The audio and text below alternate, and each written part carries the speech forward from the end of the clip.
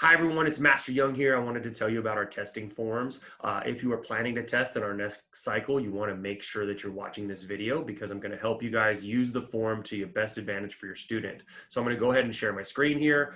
You guys are going to get a chance to see that we have our app all set up. We want to make sure that you guys are accessing our resources. So you should be able to see this screen with the resources here available. What I want to show you guys when you click on this, you're going to see a whole bunch of stuff that's in here to help you get ready. So first of all, the at-home training breakdowns, you're going to see that one is going to be including all the information you need. The practice testing information is going to be for each student's rank. If you are 7 years old or older, you're going to be in that. And if you're a mini ninja ages 4 to 6, you're going to be in this. So the first thing I want to show you, if you go to practice testing information, this is the sheet that they were sent home with. So you guys should be able to see this coming up on my screen right now. You're going to see it says Karate Test Prep Kids Adults. When it comes up, you're going to see the sheet outline the student self-assessment. Now, the big thing here, guys, I need you guys to make sure that you read through this information. A couple people have already started turning in their forms, and they're trying to turn this in by only checking the box for their current rank. But as you can see, it says answer yes or no for your rank and below. So if you're a green belt, you would not only answer for this, but you would also answer the blues, the orange, the yellows, and the whites. Now, parents, I want to tell you something.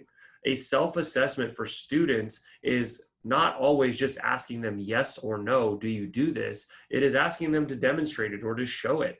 And the thing is they're not always going to know the terminology just yet. They're learning all of that as they go along. Should they know what a low and a high block is? Absolutely. Can they demonstrate it in class? Absolutely. But when you ask them to show them that at home, they are going to have to do a different level of thinking and going through this knowledge. And if for any reason they're not getting that knowledge out to you and being able to show you that, then they should be able to go on the app and use the resources to go there. So a white belt, for instance, needs a low block and a high block. They need an inside block and an outside block. And they need the following kicks: snap, thrust, roundhouse, and step side kick. Okay. Now, if for any reason they don't seem to know what that is, then what you would do is you would go into the resources, again, clicking on that box, and here are the at-home training breakdowns. Here you go. If they don't know what this is, a breakdown of the blocks, you click on that link, it brings up a YouTube video, and it'll show you guys how to do all of the basic blocks step by step: low block, high block, inside, outside, double knife, single knife. So all of the resources are there, but you have to be able to use them and make sure that they are watching the videos and using them the same way they would use them as if they were trying to learn a breakdown of a video game. So we want to make sure that they're actually getting a chance to practice, okay? Coming back to our app, if you look on the resources, you'll see that we have a breakdown of what stances are, what blocks are. For higher ranks, the advanced blocking combinations, 5 basic kicks, breakdown of advanced kicks.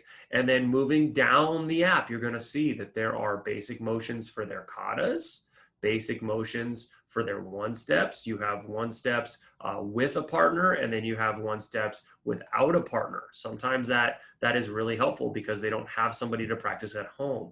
All right. As you come back into your resources and you're looking at your karate goals again, this is page 1. It has every rank's goals and what they need in order to test. And if you move down the chart, you're going to see that these are the self-assessments for character development and for their martial arts skill sets. So if you're a white belt, one of the things we want to do is, are they learning to talk to instructors and other students? Yes or no? That's a great question to have and ask with your child. Hey, are you talking to your teachers whenever you're in class? Have you met any other kids? Are you still talking to them? If you're a white belt, you'd answer this question. And then your basics. Do you know the basic moves and patterns? Did you learn your basic kata and your self-defense? The answer is yes or no. And if you go back on the app, you'll see their basic kata for white belt. You'll see their basic one steps for white belt. Do they know those? Yes or no? Okay. Again, you're thinking if you're a green belt, you should be showing all of these things for green belt level, but you should also continue to show the things for blue belt, orange belt, yellow belt, and white belt. And you should actually be even better at those things at this point. So as you guys are using this test prep form, here's the biggest comment I have to make. Don't turn it in right away.